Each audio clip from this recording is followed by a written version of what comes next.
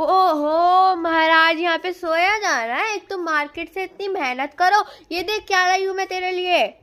ओए उठ ले, देख ले। ये इतना छी इसको देख के तो उल्टी आ जाएगी लोगों को। उल्टी आने वाली थी अभी तो। दिमाग खराब हो गया है।